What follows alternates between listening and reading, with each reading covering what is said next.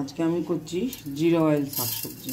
প্রথমে 5 ফোড়ন দিলাম, দেখুন শুকনোর মধ্যে 5 ফোড়ন দিলাম।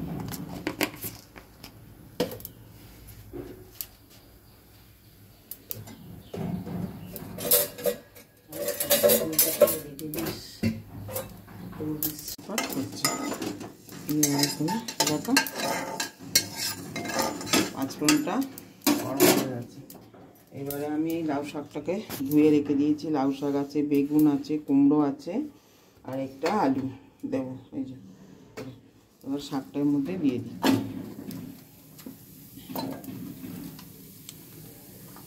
তো ধরবে তো কতটা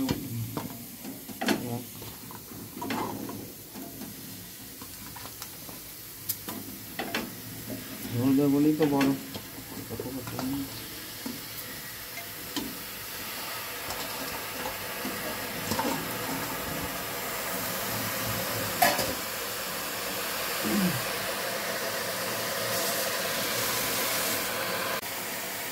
হলুদ দিলাম,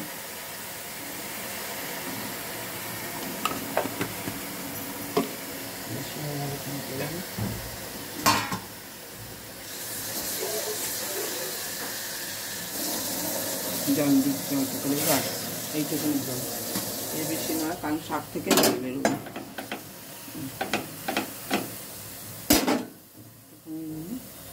বাস হয়ে গেল। আলুটা সেদ্ধ করা ছিল,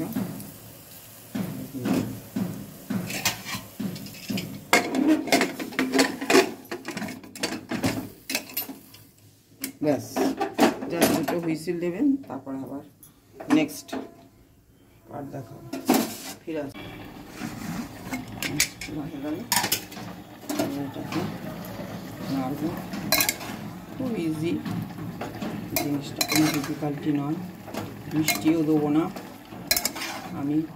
যারা ডায়েট করে, যারা শরীরচর্চা করে, তাদের জন্য এটা করে দেখাচ্ছি।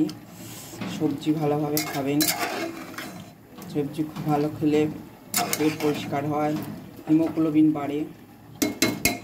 এবার একটুখানি আমি দেবো রসুন, পড়ে যাবো তোকে, রসুন দিয়ে দিলাম।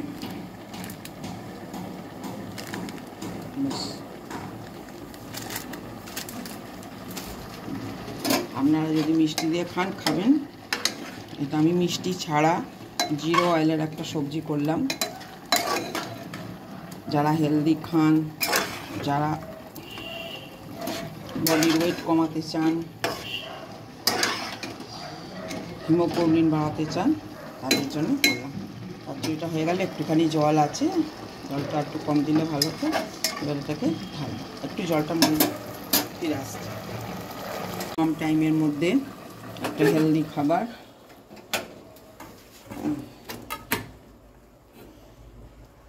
লাউ শাকের চচ্চড়ি।